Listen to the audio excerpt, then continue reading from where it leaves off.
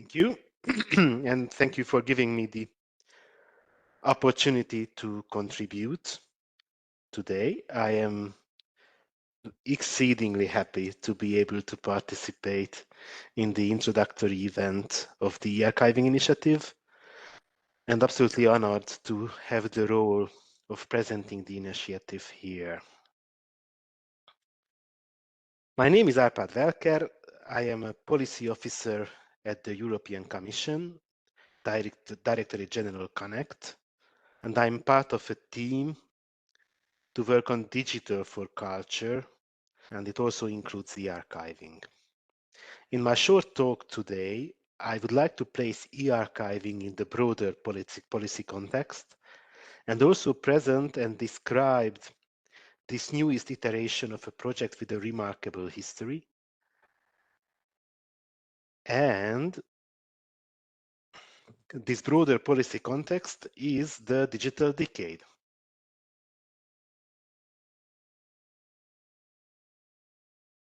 The digital decade is a vision for Europe's digital transformation by 2030.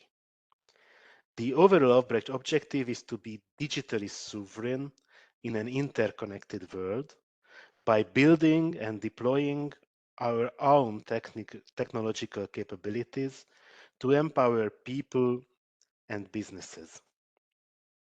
It is about where we want to be in 10 years' time, still 7 to go.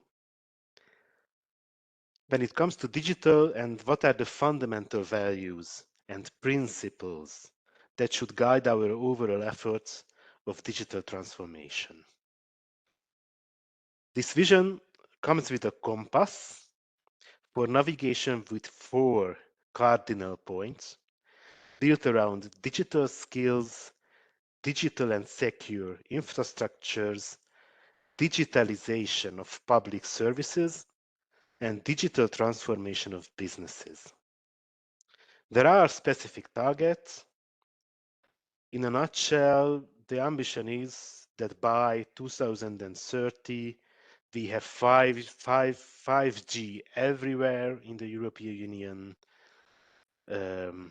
10,000 climate neutral, highly secure edge nodes, the first computer with quantum acceleration.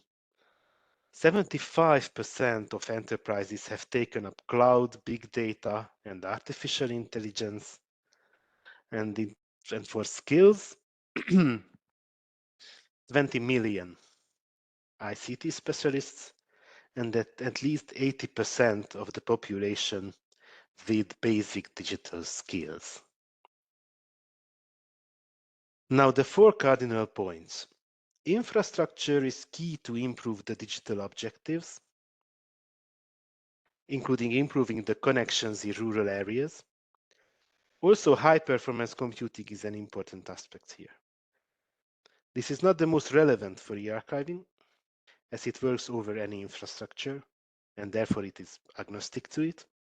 Nevertheless, trust, security, and reliability of the infrastructure is essential. In terms of skills, the targets are set for both the whole population and particularly for the number of IT professionals. In the context of e-archiving, as we will see, there is a whole capacity building approach for both the general public and professionals from public administrations and businesses, and a full curriculum is to be developed in the context of the e-archiving project or initiative. What comes to the transformation of businesses and the digitalization of public services, as I am sure you are very much aware, technologies such as extended reality, artificial intelligence, 3D are multiplying the volume of data even further. We know that much of the data archived is never used, while also much data from the last century is already lost. The key is to be wise and fully aware and coherent of what to keep and what not to keep. The digital preservation plans established before even producing the data.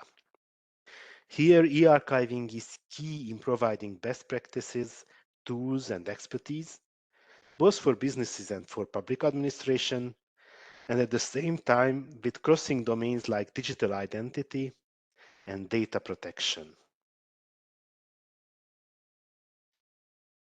The vision is not merely a theoretical vision, it is translated more concretely into the policy program Path to the Digital Decade. It establishes 16 quantitative and measurable targets by 2030, enshrined into a wider set of objectives reflecting a broader vision of a human-centered, open, sustainable, and sovereign digital transformation.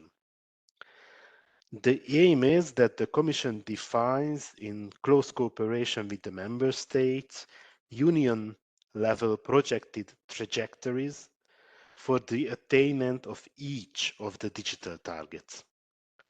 The trajectories will present the assumed path per target until 2030, taken by the Union. The Commission will also propose new governance processes that will rely on national strategic roadmaps to be issued by Member States based on the Commission's guidance. The monitoring will be done through the Digital Economy and Society Index, the DESI. It's digital scoreboard that comes out every year, and it will become the formal monitoring bulletin. In June, the Commission will publish the first State of the Digital Decade report to provide an update, assessment, and recommendation on progress towards the targets and objectives. In October, Member States will submit their first national strategic roadmaps on which the Commission will have published guidance to support them.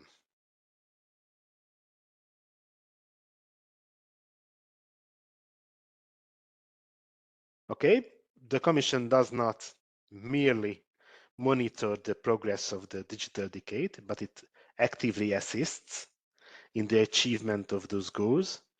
One of the instruments is eminently the Digital Euro program called Digital, and it is the new home for eArchiving 2. The Digital Euro program was established by a regulation in April 2021. Then the Commission implementing decision on the financing of the Digital Euro program and the adoption of the multi-annual work program for 2021 and 22 took place in November 21. The work program outlined the general objectives and actions implementing the Digital Euro program, and the strategic objective 5 from the Digital Euro program aims at the deployment and best use of digital capacities and interoperability, and the archiving belongs here. The slide talks about new narratives, especially as opposed to the Connecting Europe facility which funded e-archiving before. And in this new context, there is a new website. The e-archiving has its own events, and it's financed through a procurement. So it is services the Commission procured for two years starting last October.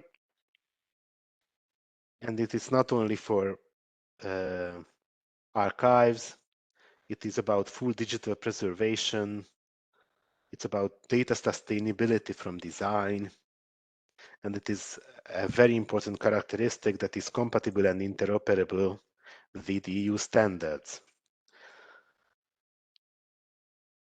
More about the general characteristics soon. I would like to talk about the generic services projects. They have been funded through the Connecting Europe facility to support and facilitate the use of the e-archiving specifications and e-archiving in more general in very different settings, as you can see. There were 4 projects funded out of 8 eligible offers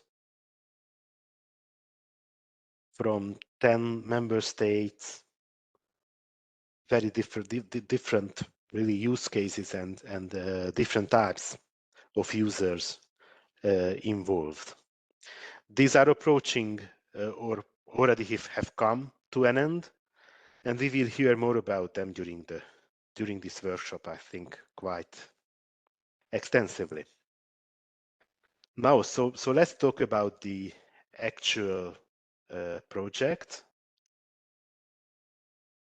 I fully appreciate the irony of me speaking about the history of the project, as I have become involved quite recently, and there are many people here who have been involved for many years. But it is important to be aware of the evolution of the e-archiving initiative as we have it today. Different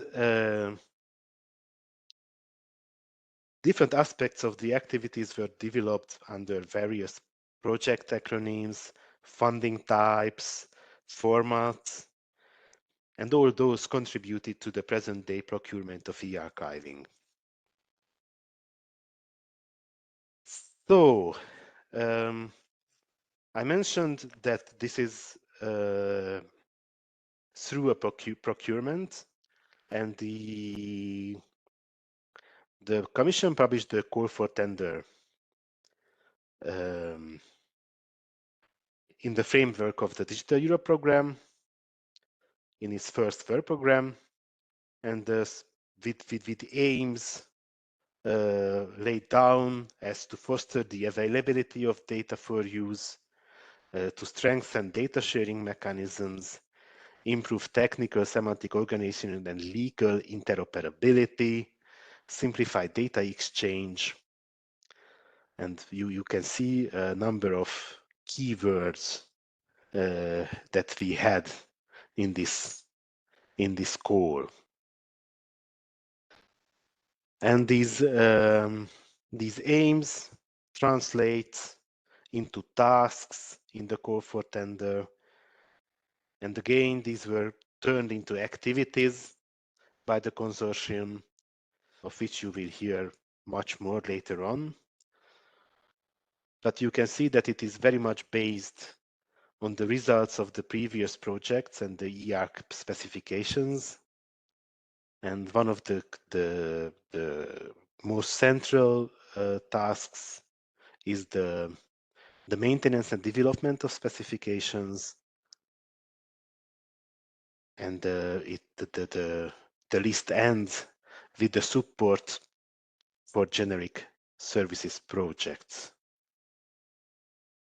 And this is the point where we should hear a fanfare. So here is the consortium which actually won the tender and which was entrusted with the tasks described a moment ago. And the Austrian Institute of Technology is in the lead, and Highbury provides the coordination.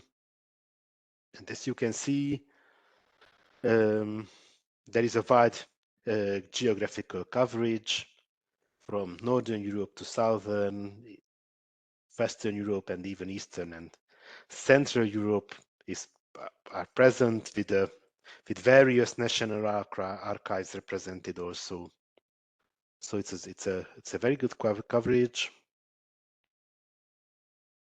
And here we go with the basic facts. So the project started on the 1st of October.